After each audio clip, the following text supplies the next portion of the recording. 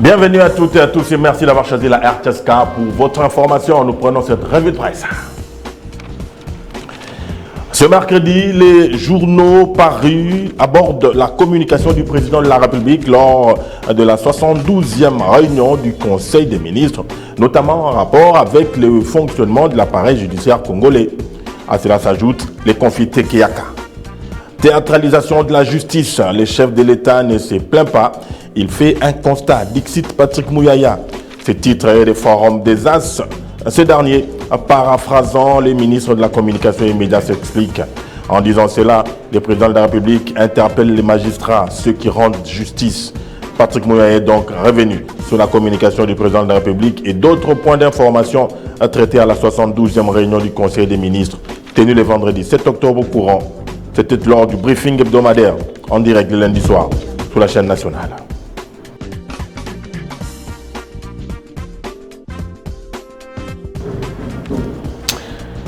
Le journal en ligne éditorial 7.net poursuit et par ailleurs le porte-parole du gouvernement a précisé que le président de la République, en disant cela, interpelle les magistrats, ceux qui rendent justice. Cela veut dire qu'il ne faut pas rendre justice parce qu'il y a en face ceux qui sont les plus forts ou les plus offrants.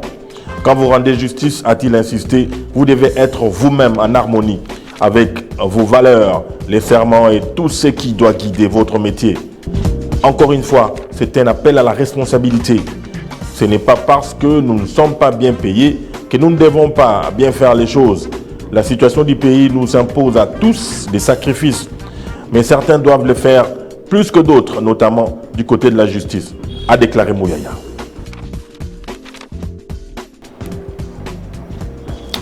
L'avenir, dans son article intitulé « La justice congolaise au banc des accusés », écrit dans son introduction.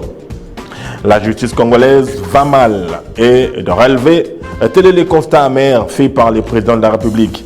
Dans son deuxième point de communication au cours de la 72e réunion du Conseil des ministres avant de tirer une sonnette d'alarme. La justice élève une nation, dit-on. Quand la justice est rendue au détriment même des arrêtés des ministres de tutelle pour plaire aux bailleurs, cette justice fait régresser la nation congolaise.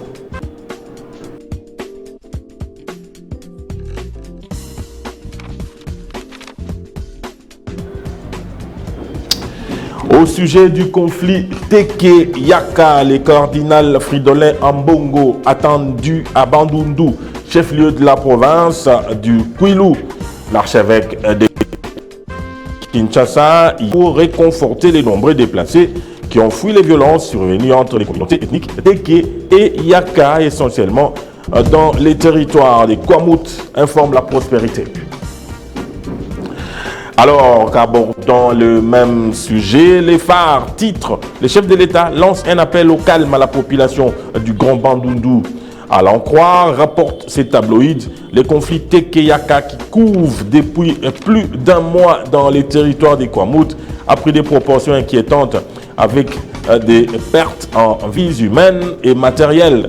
Cette situation inacceptable vient troubler la paix entre communautés qui ont toujours vécu en harmonie. Allez, on va boucler avec le journal La République qui titre « Ensemble ne partagera pas le bilan de Félix Tshisekedi ». La République a relayé une interview de Dieudonné Bolengen Tengue, secrétaire général d'Ensemble pour la République de Moïse Katumbi Tchapoué, accordée à Top Congo FM, dans laquelle il dit clairement que le bilan du quinquennat de Tshisekedi n'est pas le bilan de l'Union sacrée qui n'aura géré avec lui qu'une portion de son mandat. Et au journal de poursuivre la situation de Bolengen Tengue, le président de la République a pris un certain nombre d'engagements vis-à-vis de la nation en tant que candidat à l'élection présidentielle. Le moment venu, c'est lui qui va présenter son bilan devant le peuple. Voilà, fin de cette revue de presse. Merci de l'avoir suivi en ce mercredi 12 octobre 2022 et portez-vous bien.